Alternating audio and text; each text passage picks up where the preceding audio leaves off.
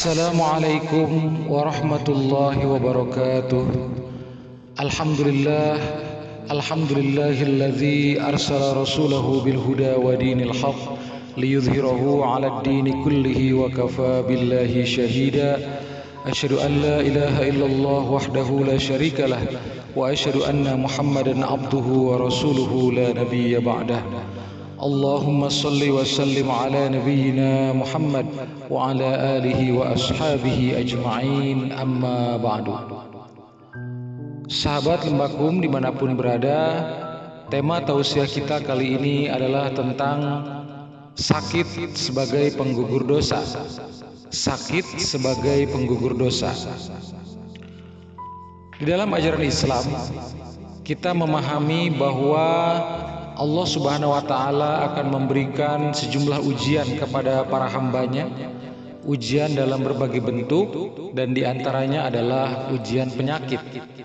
Ketika kita sedang sakit, bisa jadi itu adalah ujian dari Allah untuk menguji kita, sehingga ketika kita lulus dengan ujian sakitnya itu, maka Allah Subhanahu wa Ta'ala akan menaikkan derajat kita.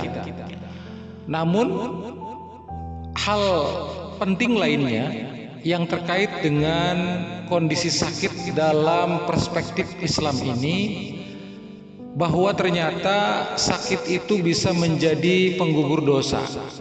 Dengan sakit bisa menghapuskan dosa-dosa kita. Dengan sakit bisa menggugurkan dosa-dosa kita. Seperti apa uraiannya? Uraiannya sangat banyak dijelaskan dalam sejumlah hadis. Jika kita buka dalam kitab-kitab hadis, misalnya dalam hadis Sahih Bukhari, dalam hadis Sahih Muslim, dan juga kitab hadis lainnya, terdapat sejumlah riwayat yang menyebutkan bahwa memang sakit itu termasuk salah satu penyebab dihapuskannya dosa oleh Allah. Ketika seorang hamba mendapatkan sakit, mendapatkan kecemasan, mendapatkan kesempitan, itu kan kondisi-kondisi yang tidak diharapkan oleh kita ya. Kondisi-kondisi yang tentu tidak membuat nyaman bagi orang yang mengalaminya, termasuk sakit begitu. Sakit itu tentu tidak ada yang diharapkan. Sakit itu tidak ada satupun sakit, satupun penyakit yang itu dirasakan enak oleh orang yang mengalaminya. Semuanya juga tidak enak, mulai dari sakit yang paling parah dan paling berat sampai sakit yang paling ringan. Semuanya tentu dialami dengan kondisi yang tidak enak, tidak nyaman begitu.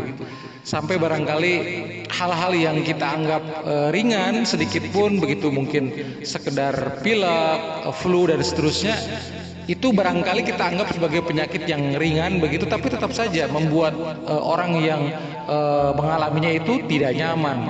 Orang yang mengalaminya bahkan bisa menderita begitu ya, jika memang dalam kondisi sakit yang lebih parah begitu.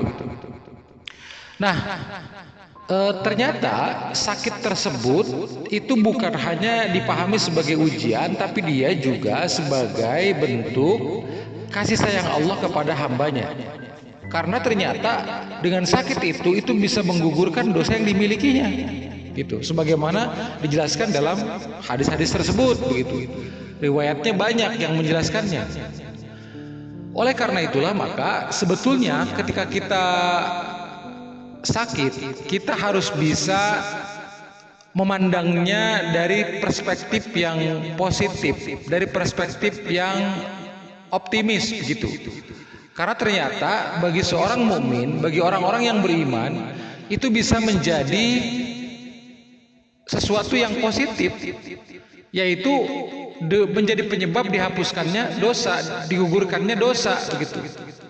Nah, bahkan dalam sejumlah riwayat lain misalnya disebutkan bahwa ketika seseorang sakit itu ada 4 hal yang diangkat dari dirinya ya. Ketika seseorang sakit itu ada 4 hal yang diangkat dari dirinya. Yang pertama yaitu kekuatan fisiknya. Jadi ketika seseorang sakit itu kekuatan fisiknya akan diangkat oleh Allah, kekuatan badannya begitu. Sehingga ketika orang sakit tentu kan badannya akan lemah ya, tidak sekuat seperti kondisi dia sedang sehat begitu.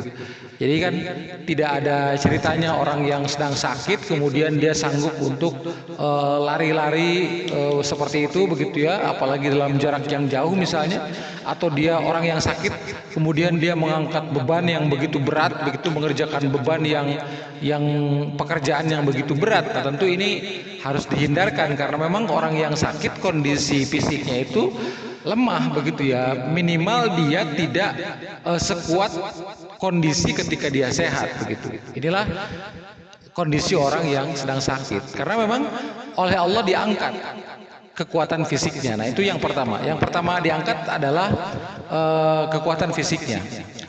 Yang kedua adalah yang diangkat oleh Allah dari orang yang sakit adalah cahaya dari wajahnya. Cahaya dari wajahnya. Kalau yang pertama tadi itu ya, yang diangkat adalah kuwatahu, kekuatan fisiknya, kuwatahu, kekuatan fisiknya. Kemudian yang kedua yaitu cahaya dari wajahnya. Itulah sebabnya orang yang sakit itu seringkali terlihat pucat, wajahnya tidak fresh begitu karena memang cahaya dari wajah itu diangkat oleh Allah Subhanahu wa taala. Nuro wajhihi. Jadi yang diangkat itu adalah nuro wajhihi. Yang pertama tadi kuwatahu, yang kedua adalah nuro wajhihi. Cahaya dari wajahnya. Yang ketiga yang diangkat oleh Allah dari orang yang sakit adalah ladzatat ta'ami min famihi.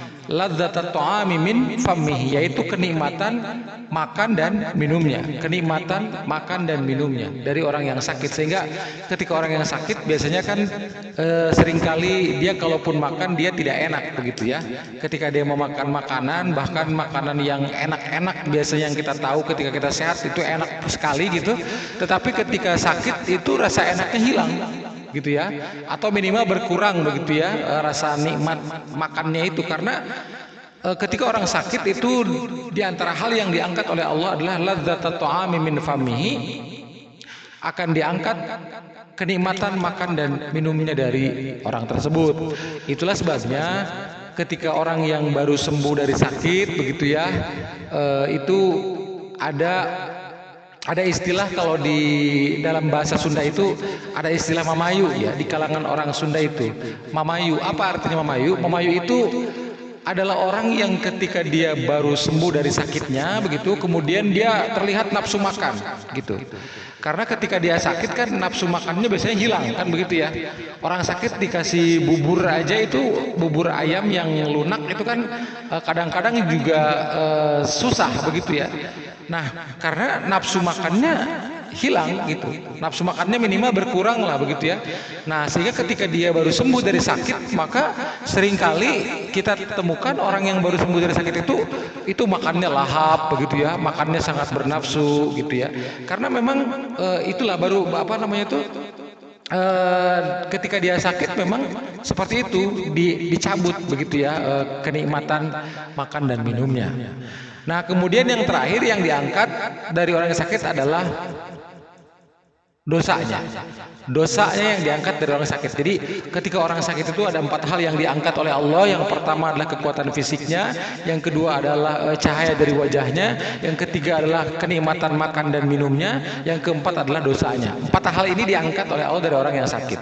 Nah, ketika orang itu akan disembuhkan oleh Allah, maka semua itu akan dikembalikan lagi kepada dirinya kecuali yang terakhir. Kecuali satu hal, yaitu dosanya. Jadi ketika orang itu akan disembuhkan oleh Allah dari sakitnya, akan dikembalikanlah kepada dirinya semua hal tadi itu. Satu, kekuatan fisiknya akan dikembalikan kepada dia ketika akan disembuhkan oleh Allah. Yang kedua, cahaya dari wajahnya itu akan dikembalikan kepada dirinya oleh Allah ketika dia akan disembuhkan. Yang ketiga adalah kenikmatan makanan minumnya akan dikembalikan juga oleh Allah kepada dirinya ketika akan disembuhkan. Tapi yang keempat yaitu dosanya tidak akan dikembalikan oleh Allah kepada dirinya. Begitu. Jadi ini adalah menjadi satu keterangan yang bisa kita jadikan pegangan bahwa ternyata sakit itu bisa menjadi penghapus dosa. Nah, Kemudian pertanyaannya adalah sakit seperti apa yang bisa menjadi penghapus dosa? Karena tentu tidak semua sakit ya. Tidak semua jenis sakit yang bisa menjadi penghapus dosa. Tidak semua orang yang sakit akan dihapuskan dosanya oleh Allah. Pertanyaannya, sakit yang seperti apa yang akan menjadi penggugur dosa? Nah, tentu sakit yang bisa menjadi penghapus dosa adalah sakit yang ketika dijalani oleh orang tersebut, dia menjalaninya dengan sikap ridho, dengan ikhlas, dan dengan sikap yang sabar. Begitu. Dengan sikap ridho, dengan sikap ikhlas dan sabar. Kenapa? Karena sakit itu memerlukan sikap ridho, sikap ikhlas dan sabar.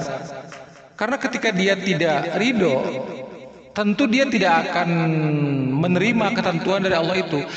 Sakit itu kan syariatnya mungkin penyebabnya dari kita, tetapi kan hakikatnya itu dari Allah yang diberikan kepada kita. Sehingga ketika kita sakit, maka hal yang pertama yang harus ada itu adalah sikap ridho. Ridho terhadap ketentuan dari Allah. Karena biar bagaimanapun, apapun penyebabnya, sakit itu hakikatnya adalah diberikan oleh Allah kepada kita. Apapun tujuannya, baik itu dalam bentuk ujian atau apapun begitu ya. Nah, jadi yang pertama kali yang harus ada dalam keyakinan kita adalah kita harus bersikap ridho. Ridho terhadap ketentuan dari Allah atas sakit yang diberikan kepada kita. Nah, kemudian ini penting karena bisa jadi orang itu jika dia tidak ridho, dia akan menjadi orang yang gampang mengeluh begitu. Orang yang jauh dari sikap sabar, karena kan hanya orang yang ridho yang bisa sabar. Kalau dia tidak ridho, dia tidak mungkin sabar. Ketika dia sakit, mungkin akan banyak mengeluh, akan bisa jadi menyalahkan Tuhan begitu ya. Dia mempertanyakan Tuhan kenapa dirinya diberikan penyakit seperti itu gitu ya. Dia tidak akan sabar, dia akan banyak mengeluh. Kalau dalam istilah orang Sunda itu mungkin dia akan banyak kukulutus begitu ya, mengeluh, dia tidak menerima terhadap ketentuan sakit yang telah didapatkannya, kan begitu. Jadi ini tidak mungkin orang yang ketika sakit dia banyak mengeluh, dia tidak ridho terhadap ketentuan Allah, dia tidak sabar. Tentu sakit seperti ini tidak akan menjadi giparat penghapus dosa, bahkan justru bisa menjadi penambah dosa, begitu ya. Bukan menggugurkan dosa, tapi malah menjadi penambah dosa. Sudah sakit, dosanya bertambah. Kan ini menjadi kerugian yang luar biasa, begitu ya. Jangan sampai kita menjadi kelompok orang yang seperti itu. Sudah kita sakitnya tidak menggugurkan dosa, malah menjadi penambah dosanya. Nah, ini kan sangat rugi ya, berlipat ganda ruginya. Nah, kemudian setelah kita memahami bahwa orang yang menjalani sakit dengan sabar, dengan ridho adalah orang yang bisa menjadi penggugur dosa sakitnya itu, begitu ya. Maka kita pun harus bisa memahami bahwa yang dimaksud dengan sabar di situ bukan berarti pasrah. Karena orang yang sabar dengan yang pasrah itu dua hal yang berbeda. Orang yang sabar ketika sakit adalah orang yang dia tetap berusaha untuk mencari kesembuhan. Dia datang ke dokter, dia mencari obat, begitu ya, untuk ikhtiar mencari kesembuhan, begitu. Orang yang sabar ketika sakit bukan berarti dia pasrah, diam, tidak mau mencari kesembuhan, itu salah gitu. Jadi orang yang sabar ketika sakit itu tetap dia berusaha mencari kesembuhan, datang ke dokter, ke rumah sakit, meminum obat, begitu ya, dengan tujuan agar dia bisa segera sembuh. Tetapi ketika dia sudah maksimal berusaha mencari kesembuhan itu dia tetap tidak sembuh juga, dia ikhlas, ridho, tawakal dengan kondisi yang dialaminya itu, tidak mengeluh dan seterusnya begitu. Jadi inilah sikap yang benar. Sikap yang benar ketika orang sakit adalah dia harus ridho atas ketentuan dari Allah, dia harus sabar atas apa yang dialaminya, tidak banyak mengeluh begitu. Bahkan dia introspeksi diri, barangkali ada pola makan yang kurang sehat, ada pola hidup yang tidak sehat, barangkali kita terbiasa dengan kehidupan yang tidak higienis, yang tidak bersih dan sebagainya. Itu harus menjadi bahan introspeksi diri. Nah, kemudian sikap sabar yang benar ketika sakit adalah dia tetap mencari kesembuhan semaksimal mungkin dengan beragam cara. Tetapi ketika dia sudah maksimal berusaha mencari kesembuhan, tetap belum diberikan kesembuhan, dia tetap sabar, tidak mengeluh, dan insya Allah sakit yang seperti itu akan menjadi sakit penghapus dosa, menjadi sakit yang menggugurkan dosa-dosanya, sakit yang menjadi kifarat penghapus dosa. Mudah-mudahan banyak manfaatnya dan kita bisa mengambil hikmah dari apa yang telah dipaparkan. Wassalamualaikum warahmatullahi wabarakatuh.